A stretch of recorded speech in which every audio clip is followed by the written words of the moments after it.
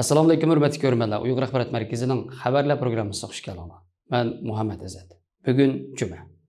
Tövəndəki xabarlarimizning tafsilotida bo'lsin. Angliyada yashaydigan shoir, adabiy tarjimon va Uyg'ur huquqiy faoliyatchisi Aziz Aysa Alkun apandining izchil tirishchilik ko'rsatishi va bosh bo'lib ishlashi bilan tarjima qilingan Uyg'ur she'rlar to'plami Uyg'ur she'rlari Angliyadagi da'miq nashriyotlardan biri bo'lgan Penguin nashriyoti tomonidan nashr qilingandan keyin 11-oyning 1-kuni rasmiy marosim bilan tarqatilgan. Kitap tarqitish murosimi 11-oyning 1-kuni kech soat 6:30 dan 8:30gacha Londondagi Angliya parlament binosining Charleston zalida o'tkazilgan bo'lib, bu faoliyatda Uyg'ur she'rlari nomli kitobni tanishtirish orqali Uyg'urlarning navbatdagi vaziyati bilan aytijanliq tanishtirilgan. Faoliyatga 200 atrofida har soha kishilari taklif bilan qatnashgan bo'lib, Uyg'ur san'atkorlarining naq maydonda o'rinlagan nomorlari faoliyatga texmo go'zal tus kirgizgan.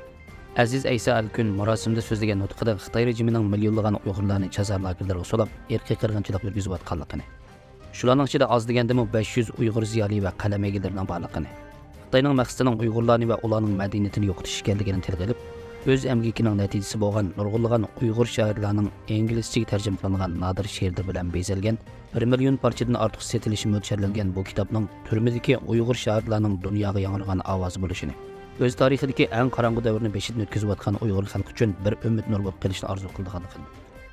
Bu kitobning tarqitish murosimiga kelgan mutaxassislar Uyg'ur tili va madaniyati Xitoy tomonidan sistemlik yo'qotishga duch kelgan bugungi kunda bu kitobning nashr qilinishi zo'r ahamiyatga ega bir ish. Shundaqla Xitoyning bugünkidek Uyg'ur madaniyati va Uyg'ur tilini yo'qotish uchun Uyg'ur madaniyat va adabiyot sohasida xizmat qilayotgan ziyolilarni jazolash, kitobxona, nashriyat o'rinlarini taqash, Uyg'urcha kitoblarni setishni cheklash qatorliq razil siyosatlarni qo'llanayotgan bir vaqtda bu kitobning dunyoga dangliq bir nashriyat tarafidan nashr qilinishi Xitoyning zo'ravonligiga qaytarilgan bir yaxshi javob va Uyg'urlar uchun bir xushonlarlik ish deb baho bergan. Yaqinda ijtimoiy taratqularda Aziz Aysa Alkunga munosabatli qiziq bir uchur tarqatilgan. 10-oyning 21-kuni Amerika parlament a'zosi, Amerika Xitoy strategik raqobat komiteti raisi Mike Gallagher o'zining X hisobotida uchur yo'llab, o'zining Wisconsin shtati Depri shahridagi bir do'konda ramkaga ilingan atir gullar degan she'rni tasaddubiy uchirtib, bakmi yoqtirib qolganligini, she'rning yozuvchisining Aziz Aysa Alkun ismli Uyg'ur ekanligini bilib, texmo hayajonlanganligini o'rtoqlashgan va Uyg'urlarning ozodligiga bo'lgan tilakini ifodalagan edi. Xitoy xabar to'rining 11-oyning 2-kunidagi xabarda deyilishicha, Xitoy davlatlik Sahya komiteti 2023-yildagi odam organlarining ko'chirish natijasini e'lon qilgan. Odam badaniga a'zo ko'chirish nizomi va odam badaniga a'zo ko'chirish salohiyatini tasdiqlash tartibiga asosan va aloqador davolash va odam badaniga a'zo salohiyat iltimosining tekshirish natijasiga asosan atalmış Şinjan Uyghur Abdunur Rayonluq Xalq Doktorxonasi o'pka, jigar, yurak va börekdan iborat 4 a'zoni ko'chirish salohiyatiga ega birdan-bir ommaviy davolash apparatiga aylangan.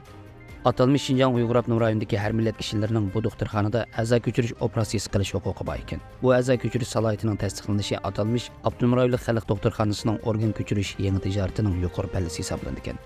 Kelgusida bu doktorxona a'zo ko'chirish mulozimatini kengaytirib, Xitoyning har qaysi o'lkalari, Sharqiy Turkiston va chet ellik a'zo ko'chirish bemorlarining masalasini unumli hal qildi ekan. Shundaqla har qaysi millat bemorlarni ishga oldig'icha berib, birinchi darajalik a'zo ko'chirish va davolash mulozimati bilan ta'minlaydi ekan. Xitoy hukumatining Sharqiy Turkistondagi eng chong odam organlarini setib berish atkazchilaridan biri bo'lgan Xitoy igidorchiligidagi atalmış Abdunur Rayonluq Xalq Doktorxonasi bu fursatdan unumli foydalanib, organ ko'chirish xizmatini davomli qanot yaydirib, Xitoy hukumatining oldingi qatordagi a'zo ko'chirish atriti bilan bo'lgan hamkorligini texnik kuchaytirib, doktorxonaning organ ko'chirish xizmatini davomli kengaytirganligini bildirgan.